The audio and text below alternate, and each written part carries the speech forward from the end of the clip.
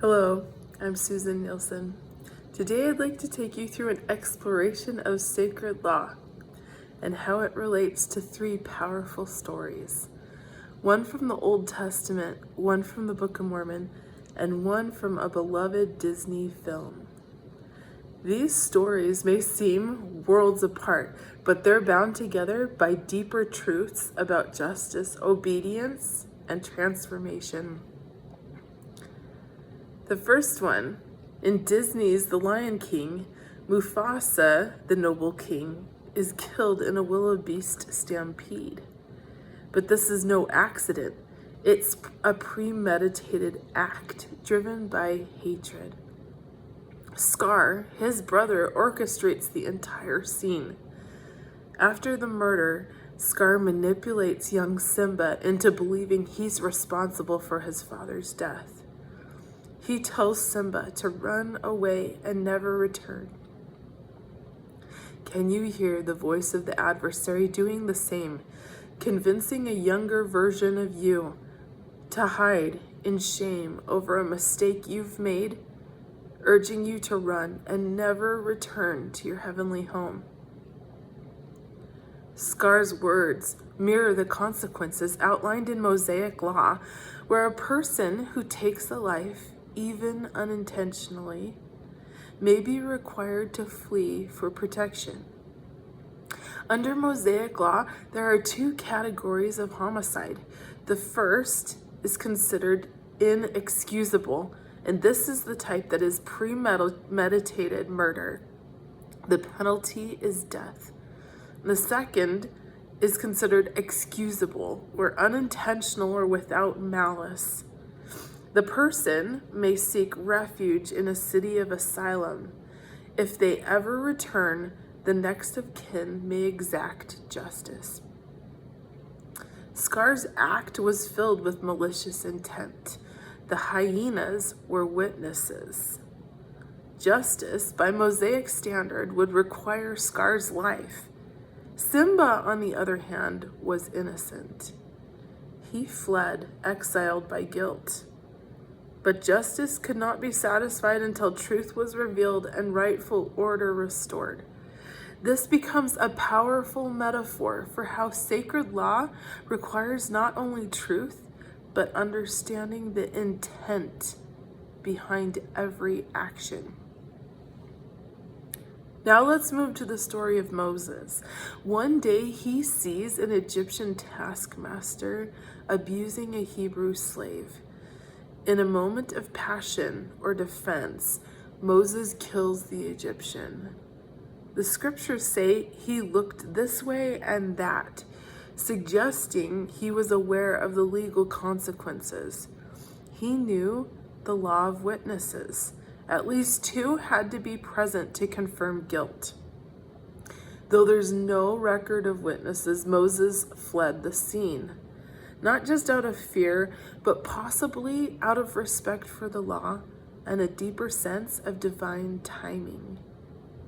He stayed away for 40 years until the Lord told him specifically to return. Now here's a question to ponder.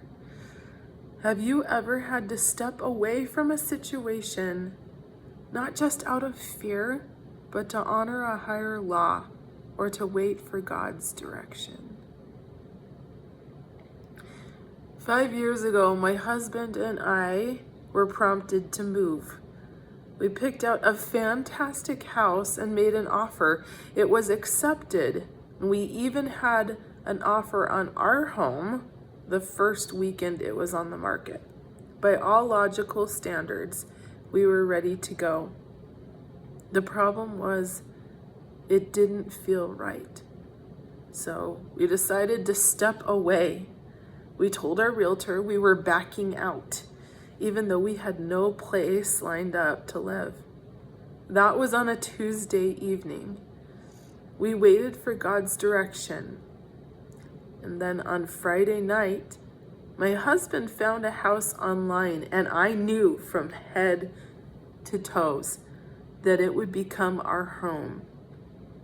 This decision wasn't born out of fear, but out of honoring a holier law. We waited and we received God's direction.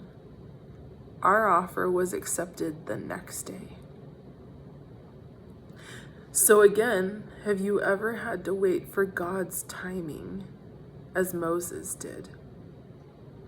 His story reminds us discerning intent is complex, and satisfying justice under sacred law often requires time, perspective, and God's guidance.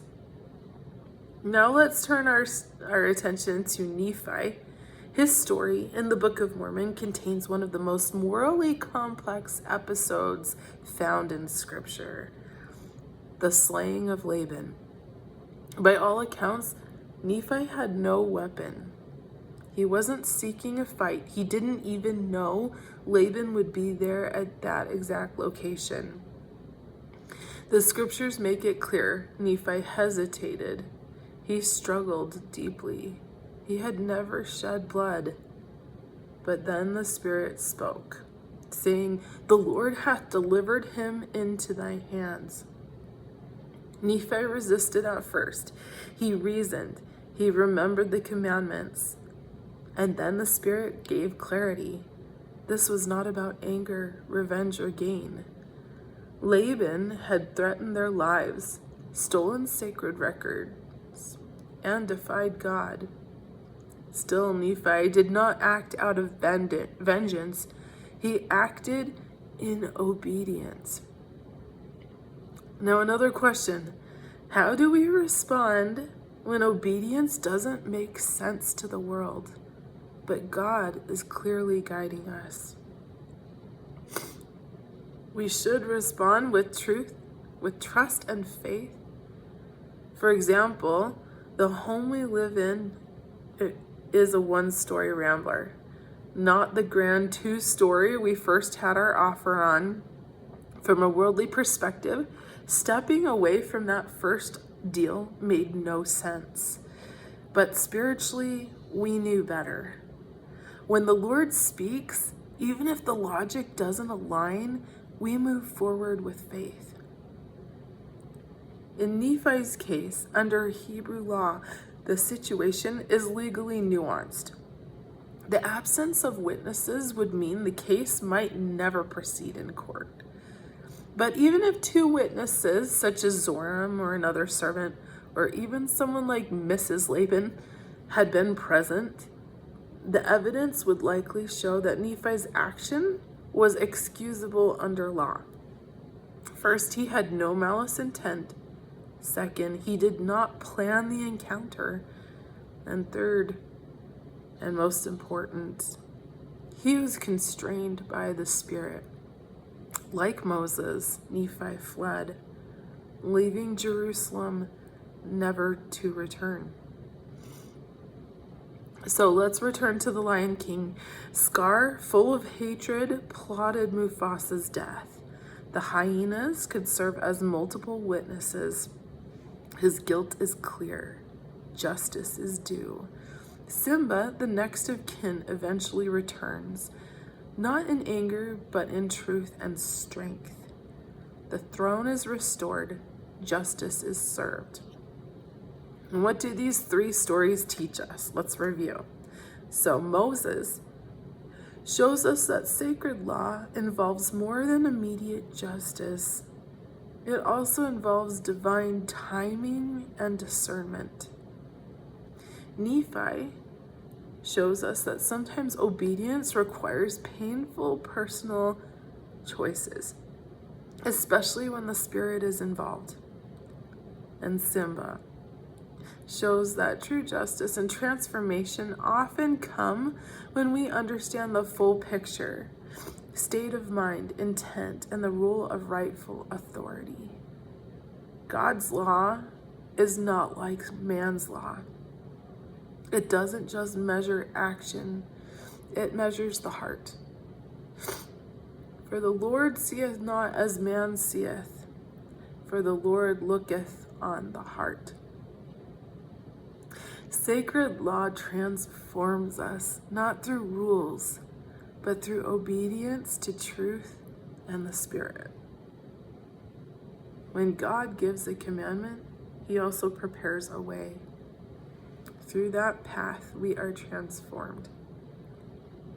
Have you ever been asked by God to do something that didn't make sense at first, but in hindsight brought transformation? What law do you think, which one of God's laws was at work in your life during those? Most of the content from this video came from Legal Perspectives on the Slaying of Laban by John W. Welch. And feel free to comment below to respond to any of those questions about obedience, even when it doesn't really make sense, listening to God's divine direction, and what law you think this falls under. Thanks.